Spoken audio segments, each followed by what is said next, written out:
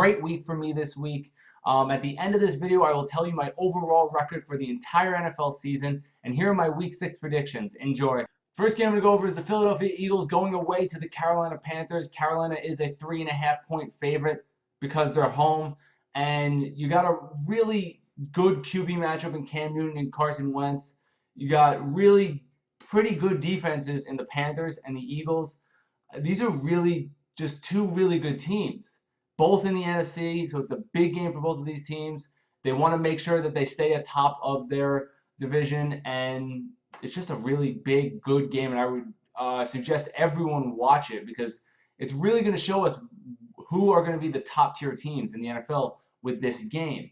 I think the Eagles are going to win this game, so you take the Eagles plus 3.5 because I just think I know what Carson Wentz is. I think Cam Newton's still trying to figure out what he is when it comes to being a pocket passer. He's definitely becoming more confident with Funches and with Kelvin Benjamin and with Christian McCaffrey and with Jonathan Stewart, with all those weapons.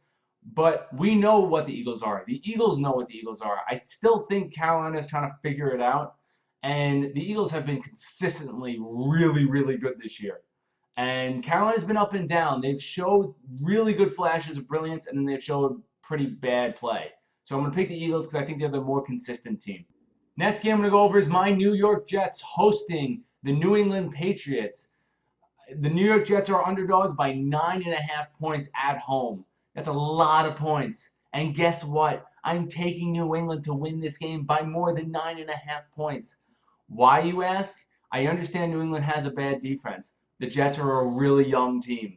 I think they're going to score a decent amount of points, like 20 points. But New England's going to score like 40. I understand the defense of the Jets played well against a really good Jacksonville offense. Even with Blake Bortles as their quarterback, they're a really good offense with Leonard Fournette. The difference is they're playing Tom Brady. Tom Brady is one of the best quarterbacks today, and over his career is the greatest quarterback of all time. So I'm sorry, I'm taking the over 47.5 points because I think it's going to be like 55-60, and I'm taking New England because Bill Belichick destroys the Jets. Tom Brady destroys the Jets, and the Jets aren't at a point, even my Jets are not at a point where they can beat them. They're young.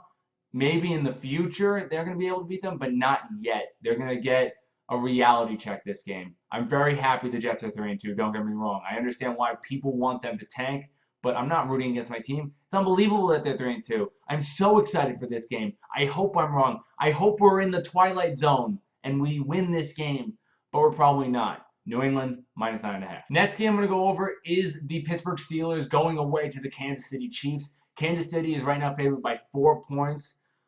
I'm taking Kansas City. I'm taking the 4 points. I'm not overreacting to Ben Roethlisberger throwing 5 picks. I know they're a good team. There's something wrong in that locker room, 1. 2, I'm not overreacting because Pittsburgh doesn't play well away. If Kansas City was favored by 2 points or by 3 points and they were going to Pittsburgh, I would have a hard time picking Kansas City because Pittsburgh plays well at home. But they played poorly last game. They need a bounce-back game, and they're playing the best team in the NFL right now. I'm sorry, Kansas City's winning this game by more than 4 points. I'd probably take them by 10 points because I think Kansas City is just a really well-rounded team. The second-best coach, in my opinion, and Andy Reid is coaching that team. Alex Smith is playing really well this season so far. You got Kareem Hunt putting up ridiculous numbers. You got Tyreek Hill being a nuisance throughout the entire game in 2 phases of the game in special teams and on the offense. Jordan Reed should be getting healthier. You got decent wide receivers around Alex Smith. He manages the game really well. It's pretty much that simple. I know Antonio Brown's a beast, but even with his beastly numbers, he's not enough. Le'Veon Bell needs to play an unbelievable game, and Kansas City has a good run-stopping defense. I'm taking Kansas City minus 4 points. Next game I'm going to go over is the Broncos at home versus the Giants. Everyone's like, well, the Giants have to win this game. They got to win at least 1, right? No, they're not winning this game. I can't pick them anymore until I see them win. Denver has a great defense. Giants are not going to have 3 of their best receivers. The Broncos are favored by 12, and the over-under is 40. I am probably going to take the under on that, and the Broncos are not letting up more than 10 points against an Eli Manning team that will not have a good wide receiver on the team. Not at all. They don't have a number 1 or number 2 receiver on this team anymore. Maybe some decent threes, but that's it. You're taking the Broncos, you're taking the under, you're taking the 12 points that they're favored at home. Last game I'm going to go over is the Rams going away to the Jacksonville Jaguars. The Jaguars are 2.5-point favorites at home. This is a close game. This is a hard game to call. I'm going to probably take the Rams to win this game and obviously take the 2.5 points, but straight up Rams win this game. Reason is because Pittsburgh Steelers, I know, just got destroyed by the Jaguars defense. And the Jaguars defense is very good. I don't want to belittle that. Difference is Blake Bortles is going to have to pass the ball more than 14, 15 times than he did last week, because even though Leonard Fournette will get a heavy workload like he did last week, and he is unbelievable. I love him. I picked him on my friend's team in fantasy. It was great. But difference is Leonard Fournette will be not stuffed, but he'll be contained a little bit more this game. Pittsburgh Steelers do not have as good of a run defense as the Rams do.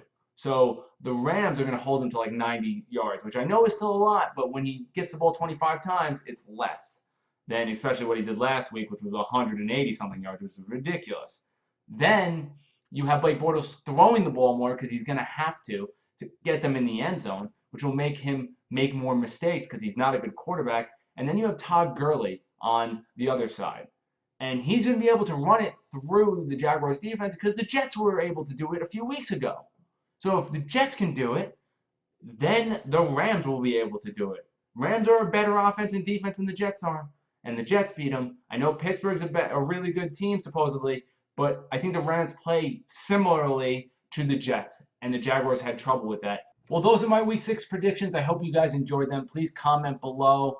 Let me know what you think. And here are my overall records for the against the spread this year and straight up picks this year.